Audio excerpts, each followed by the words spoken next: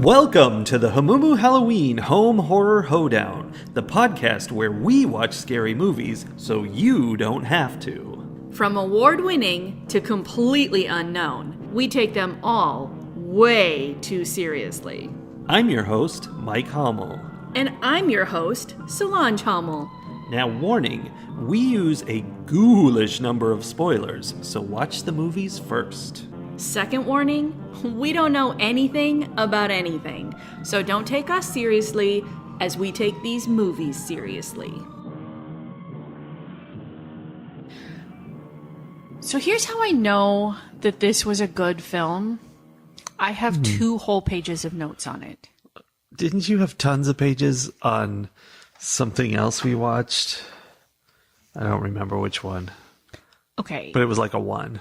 I don't need you to be pointing out the flaws in my logic right now. Okay. Because yes, I had a page and a half of notes on Outwaters. No, the notes are decidedly different. Are they?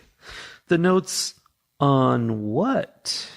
The notes that I have on Brightwood from 2022 are significantly more interesting than the ones I had for the previous movie. Although similarly, that movie was all about the symbolism and the allegory and the, what does it all mean? I believe that Brightwood also is very symbolic and, metaphorical. I get that. I think that is pretty evident. There's a lot in here that's, I don't know that it's deep, complex symbolism. It's more like, here's a big old metaphor for you. Yeah. But it had a metaphor and the whole thing, it was, you could see it through the whole thing. It actually reminded me very much of watching the new Mr. and Mrs. Smith series. Yeah, it did. Because also very metaphorical, both of them about the same metaphor, essentially. Because Jen is out jogging for the morning and Dan has decided to tag along because he thinks that's gonna fix their terrible marriage, and he's all sweaty and slow and out of breath, and she's like, let's run up this hill. So they jog up that hill as she wished, because he's going to do what she wishes right now, because he's clearly in a doghouse. Yes, he was, looking at a coworker or he hitting was on a coworker. hitting on everyone at the office party. Yes. He's in trouble, and he's trying to get out of trouble. So they run up the hill, they get to a path that goes around a lake, they start running around the lake path. Yeah, because she says they're going to go around it 4 times, and he's like, what? Because he's out of shape. And they don't just go around it 4 times, do they? They do not. Because what we have here is a classic sort of time loop movie. Yeah, heavy on the sort of, though. Yeah, it's different. They begin their jog around the lake, but then they quickly discover that the path they took to get onto the trail that goes around the lake is gone. Yeah, I thought it was interesting and unique that that's how they started suspecting something was wrong in a time loop story. Because usually it's, you see yourself, right? You're like, that's not right. Well, not really. That's not a usual time loop. Or you see something happening. You start to recognize that there's a pattern that's happening over and over again. And this time there wasn't that. No matter how many times there were places where maybe the sign falls over or, I don't know. There could have been things. There was a whole garbage can full of sludge that they ran past over and over and over again. Something could have happened there. So it wasn't that things repeated so much. They were weirdly unhappy with that garbage can. I know. Did we ever figure out why? I don't think so. When they first showed it, there were definitely headphones in it. So headphones were in there. So that was a thing, but they wouldn't have noticed that. Do you think it just really stunk? Maybe. Because is that where they were disposing of parts of the thems that they were killing and eating later? I don't know. That's where we're going with this? That's definitely where we're going.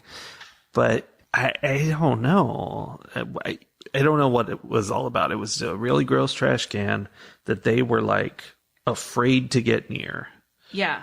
Even the very first time they went by it, they had this like visceral ew reaction to it, but I never understood exactly why. No, it was a strange element. But indeed, it's such a weird time loop thing because it's not Groundhog's Day. These people proceed to go around the loop, and what I guess happens is that every so often a new batch of them starts again, and from that point they can continue living as long as they want inside this area. As long as they can. Well, as long as they can, yeah. But new ones keep appearing at a set interval, like every 4 hours or something. Yeah. And I guess the premise is that each new one, and they end up having a conversation about this while they are hiding from themselves at one point, where each new set, like they start in the same place, but then they make differing decisions at various points in their timeline, and each one sets them on a different path, or that ends up in a different result. And at one point they are asking like, why, what's going on? They're trying to figure it out, and one of them asks, do the better ones get out?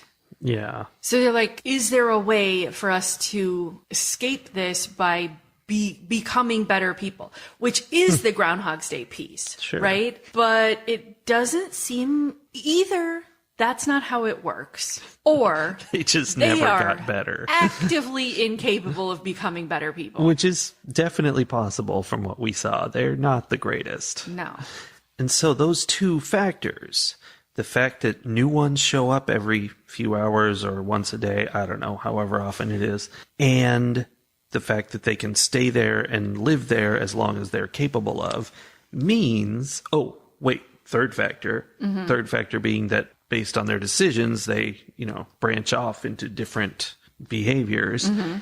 We end up with, I think this is inevitable, we end up with a Dan and Jen that are much older, that have been living around this lake, and in an excellent reveal, although I take issue with how we get to this reveal, and I'm going to get into that later, we encounter a tent that is made of sweatshirts, which are laced together with headphones, the cords from headphones. And it's a great reveal because they've really pushed the Dan sweatshirt and Jen's headphones onto us throughout this. Like multiple times they've encountered multiple sets of headphones and gone, how are there more of these?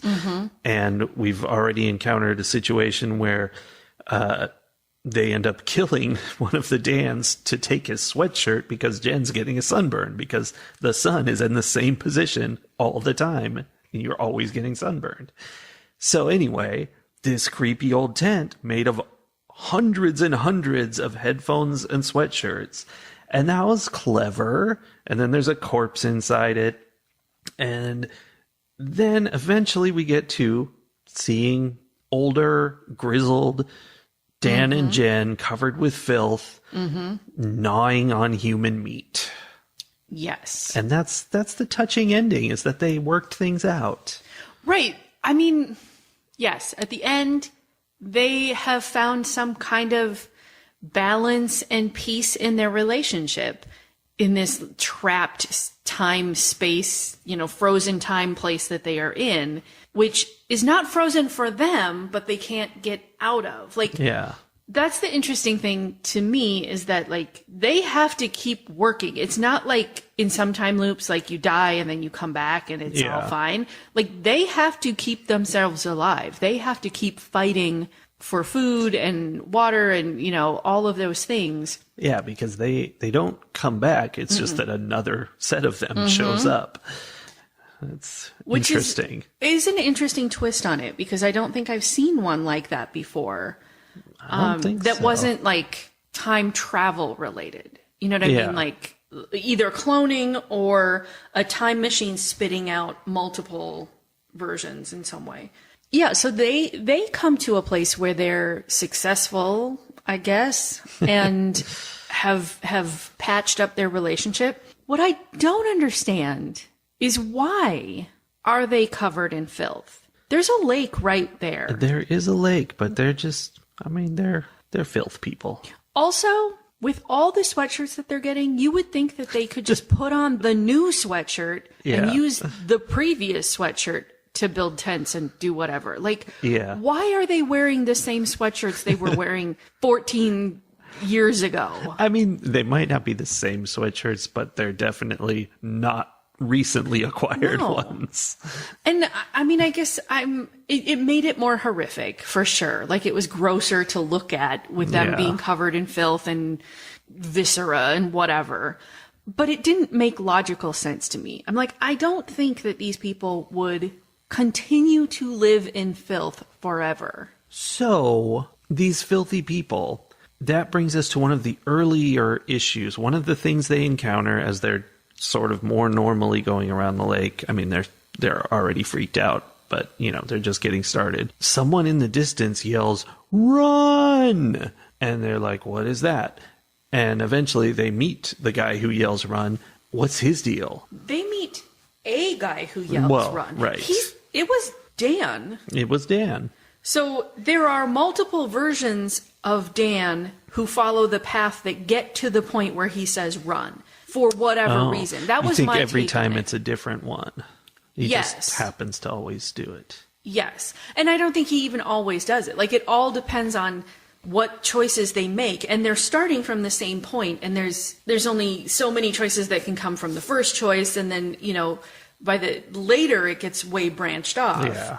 But at first, I think there's a lot of repeats because it's early on and they just haven't had as many choices. So I think there is just multiple Dans that come along and say run, because there are multiple Dans who get to that point where one Dan has decided to attack a following Dan for whatever reason, whether intentionally or not. Because we saw one who didn't know what was going on in that scenario. Yeah. And then we also saw the ones that had been through that scenario and were like, hey, okay, we're going to make that work for us. And because each time they learned something new, and that added more choices to the things, you know, it gave them more ideas of what to do.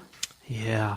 It's really confusing because, you know, every time, however often it is, somebody's starting fresh. Right. But we're accumulating previous runs that are just living out their lives. Like, it's not looping in any way, I don't think. Okay, so what I said is wrong then. We're not adding choices to the pairs that come in.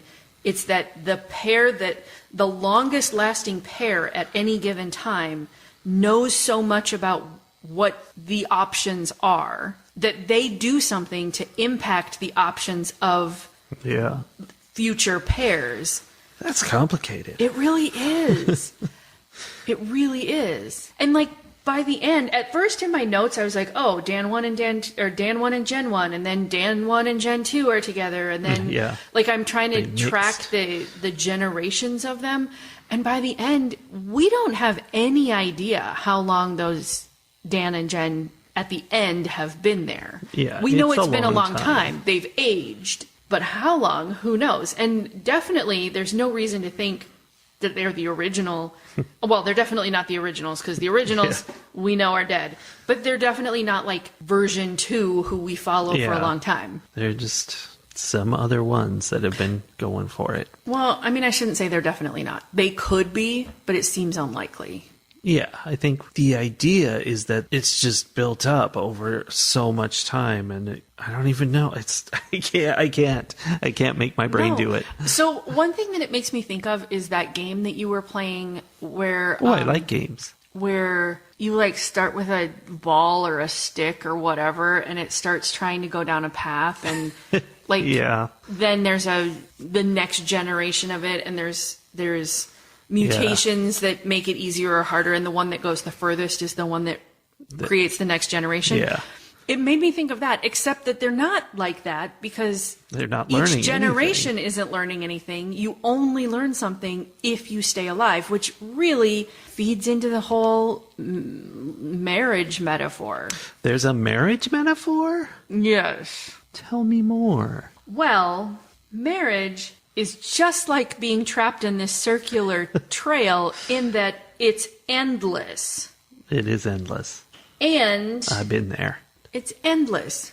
Like a long weekend I don't know. They had a bunch of complaints about like why marriage was terrible because they were both in a bad spot at the beginning. They were unhappy. And then as they're dealing with this looping path, and having to rely on each other. Yes. But they were also like, they were complaining about the path in the same way that they had been complaining about the marriage. And so it was pretty funny. But there are also deeper metaphors that can be found. For example, I was watching them, and at first, like early on, they realize something is wrong. The path is missing.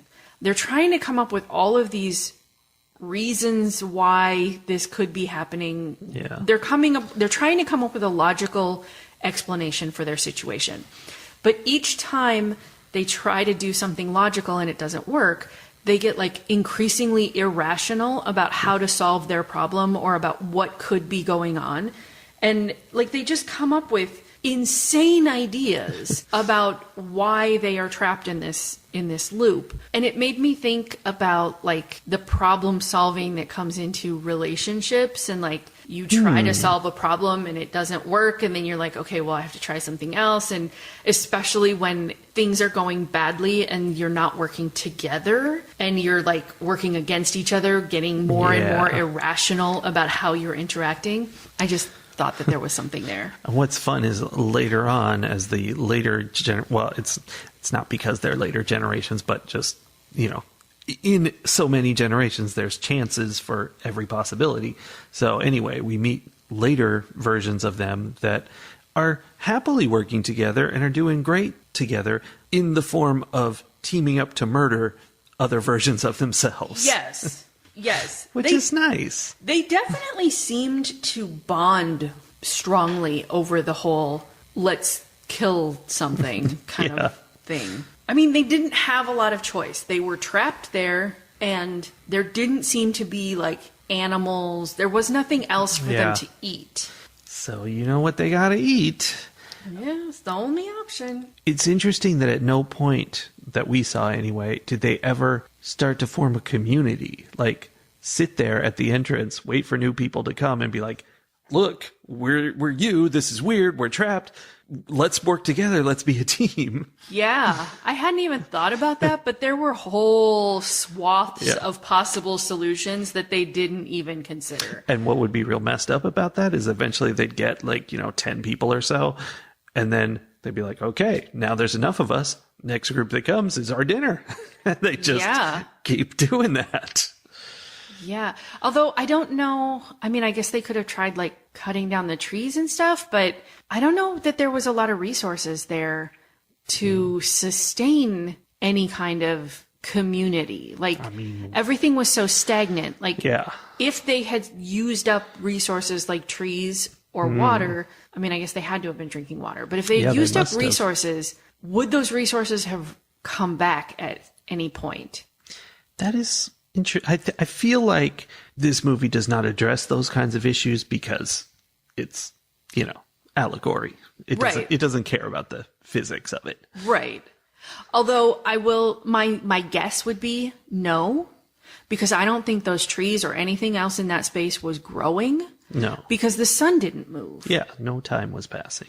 Which brings me to something that fascinated me. Like, I almost got distracted from the story multiple times because I kept wondering, how are they filming this full-length film and getting the sun exactly the same in every shot? Because they did a really good job of that. I didn't even pay attention. I'm because sure you didn't even notice. Many hours during the day when it's close enough. Do you think though? Like 6 hours or something? No. It was like full noon sun. Like, there's maybe a couple hours a day, and then has to have the same cloud cover or lack thereof, has to have the same weather conditions. How did they do that?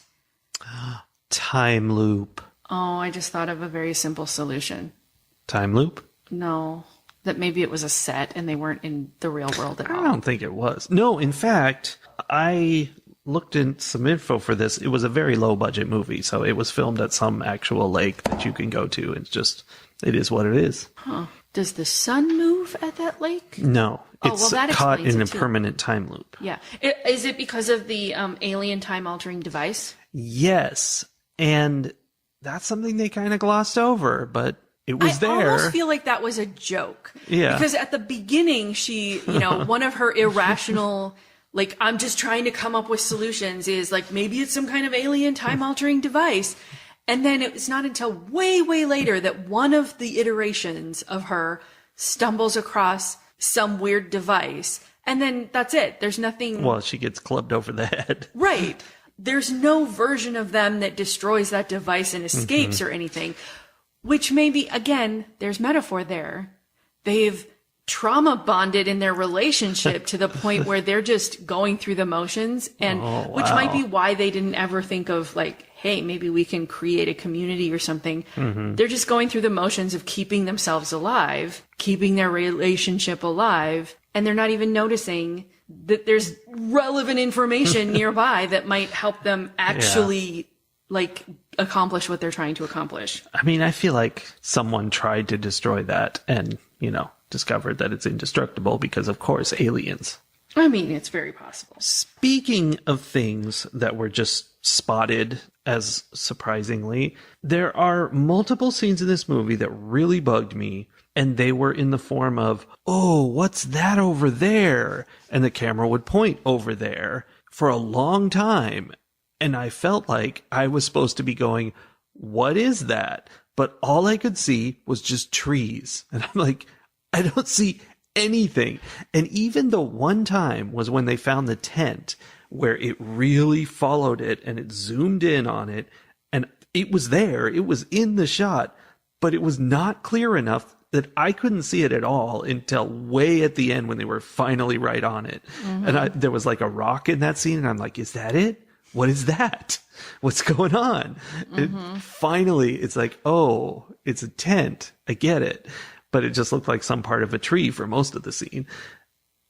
That's something they did wrong somehow. Like, they really needed to highlight the things we were seeing. Like, if they could have just drawn a box around them, or maybe an arrow pointing at them. An arrow? Yeah. Ooh, maybe a very small circle of light coming from a pocket mag light. Yeah, that would have been nice if the rest of it was pitch black and there was just a little mag light pointing at it.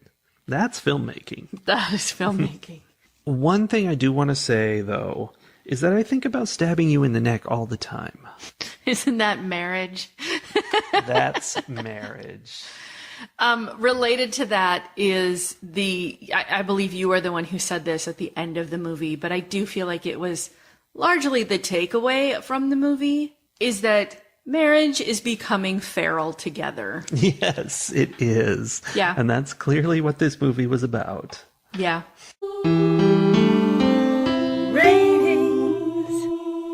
There's a few fundamentals of this movie we have not addressed at all, so I will quickly say that this movie is a little bit of a comedy. Like, it's not really comedic. It's a dramatic situation and it's difficult, but both of the only characters in the movie, they say funny things a lot, and it's very dark. Yeah, dark darkly humor. Funny. Yeah. Sometimes it's really funny. Like, I think about stabbing you in the neck all the time. That was funny. But the second thing is that this is a low budget movie and it looks like it, and it does not have the acting and quality to it. Like, it kind of feels a little like a play, even though it's clearly out in the woods. Like, it's, I don't know, it's a little melodramatic and stuff too. Oh yeah, it does kind of have that like two-person performance kind of, we're playing all the parts. They were. In this town kind of vibe to it. Yeah. Yeah. So, like, those things, not the comedy thing, but the quality thing, make it kind of, not really good. Like, oh, that's not very good. But it was very enjoyable the whole time. I was completely interested and amused by the funny bits and wondering what's going on and satisfied with how it worked out and how it, resolved all the complexity of what was going on and the mystery. So I really think it was a very fun movie that I really enjoyed, despite, not being really necessarily well put together on a technical level. So I'm going to give this one 4 branches with leaves. I think it was worth watching. I would recommend it. It's very interesting. Okay. Is that the branches that they used to hit each other over the head with, or different branches? No, at some point, it was the trail. The trail had vanished, and they were like, maybe it's hidden by branches. Branches? Branches with leaves. Yes, I remember. Okay, first of all, the guy who played Dan looks very vaguely like my little brother. You said that. Just a very little bit. Like, it's not a lot, but it was just enough. And he, especially in some of the things that he said, like kind of this like dry, kind of dark humor, there were things where I was like, oh yeah, that's familiar. And it was just enough that in the whole like Dan versus Jen saga, I was on Dan's side most of the time. I think I was on Jen's side most of the time. I think they're both terrible people. Yeah, they really are. I don't think I really was on either of their sides. I think depending on what generation of them, one was worse than the other, whatever. But often when it was, just kind of, they were just being sort of neutral or the same in how they were behaving, I definitely was like, why are you being so mean to Dan? Because he was triggering like my big sister energy. So I think that was interesting. It's because he was a beanbag. That's why she was being mean. Yeah, he was being a beanbag. And she was too. Like, they were just terrible people. Honestly, the world is probably better off because they got trapped in this time loop. Just keep them in there. Yeah. So that was just like a weird aside for the movie. But I agree with you that it has sort of this low budget feel, but it was in a way that did not bother me at all. Like, I liked it. I liked that it's not found footage, but it felt sort of found footagey. Yeah. And for what it was, it felt well done. And the humor, everything about it just worked for me, especially when I kept thinking about it in terms of like, oh, this is what marriage is. And it was, this kind of sarcastic look at what it is to be in a long-term relationship. I liked one of the quotes that I wrote down is at one point they're having this whole long discussion. I think it was when like version 2 of each of them were hiding in the bushes from version 3. And they were talking about like, is good decisions, bad decisions, like what can we do, blah, blah, blah.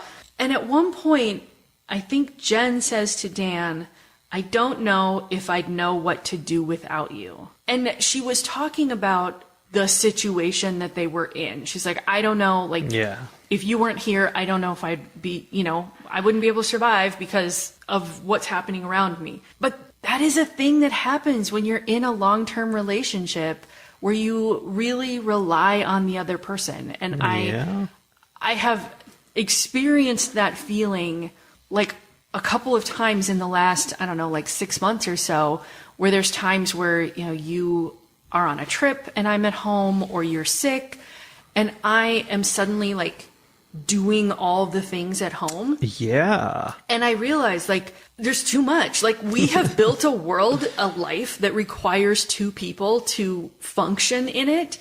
And if one of those two people is out of commission, like, things don't get done because there's just not enough. There's not enough of one person. And there's this, I don't want to say codependence because that sounds really negative, but so true. It is. It's like a codependence that's built on this like long-term relationship that I don't think you necessarily feel until later on. Like, we have been together for 24 years now. Mm-hmm. And I mean, I'm sure there were elements of that, and we certainly were emotionally codependent very early on.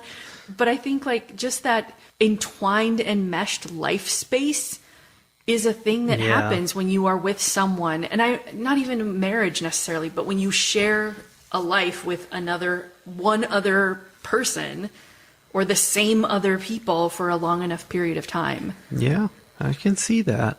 I don't know. It was interesting to think about what relationships are while also watching this movie that was very darkly making fun of relationships and like going, yeah, are they great? Or are we just becoming feral together? Yeah, I don't know. By a single person. Probably not, though. No, I mean, I feel like it demonstrated such an understanding of what it's like to be in a long-term relationship and have, like, to be angry at someone and still know that your life is entwined with them in that way. But you've never been angry. Of course at not. This someone. Of course not. We have been together for 24 years, and every single hour of that 24 years has been nothing but bliss. That's good. Yeah. 5 out of 5. 5 plus. 5. Oh, speaking of which, they frequently talked about how long people stay together and how long they had been together. Oh, and right. neither one of them looked like they could be older than 35. I forgot it was a stupid amount of time. Right. That was the phrase. They had been together for a stupid amount of time, and then later they had been in the loop for a stupid amount of time. Yeah. And, you know, in the right, like, dry humor sort of way, yeah, you're with someone for a stupid amount of time if you are together for a long period of time. But also, these people had not been together for a stupid amount of time. They weren't old enough. You just say that because you're an old lady. Oh. For normal people, that's a stupid amount of time. I think they were saying that they had been together for 10 years. Stupid amount of time. You're barely past that first, like, I don't know, this might not work out. We should probably get a divorce stage at that point. Yeah, Dan hitting on everyone at the office party stage. But you work through your problems, and you end up realizing that you're together for a stupid amount of time, and then pretty soon you kill another version of yourself so that your partner can have a sweatshirt so she doesn't burn her shoulders. Yeah, it's that kind of thing that is true love. True love. I suppose I should rate this movie, huh? Sure. I am going to give it 4 branches with leaves out of 5. Okay. I enjoyed it a lot. I think people should watch it. I think it's a good thinking kind of film, and it's also the kind of film you might watch more than once because you might, like, once you get to the end, you know things that might change your viewing of it, which is much like the story of the movie. There's a lot of little things that happen to them during their, initial going around this loop. Like someone runs by and bumps into them and they're like, whoa, what's that? And that gets, you get to come back and discover those things on not on a second viewing, but later in the movie, which it's fun seeing all those things and being like, oh, what's that going to be? And that was part of the fun and cleverness of the movie. Yeah. I mean, it's impressive when a time loop, time travel, time messing with any kind of movie does it in a way that doesn't leave me at the end with a litany of complaints about how it was done. And I don't really have complaints. I mean, I'm sure there were things that were wrong, but they weren't distracting. Yeah, fair. And we still don't really know if the lake just had weeds or if it was full of bodies. I feel confident that it was full of bodies. That's which terrible. Really tell, like, the number of what bodies. What were they drinking? Oh, that's a good point. Ew. Every version of them dies of dysentery. Yeah. Maybe it was just weeds. I don't know. It certainly looked like bodies at the end. Yeah, it was very hard to tell. Anyway, that was that. And next week we'll be watching something else, hopefully, as long as we don't get trapped in a time loop and have to watch this movie over and over again. Yeah. Although we might wish we were after we see the movie for next week. Very true. Choices. Good choices, bad choices. Different choices every time. Well, that was a fun one. So we'll see you guys next week with that movie we were talking about that's either great or terrible, depending on choices. Or boo. Either way. Bye. Bye.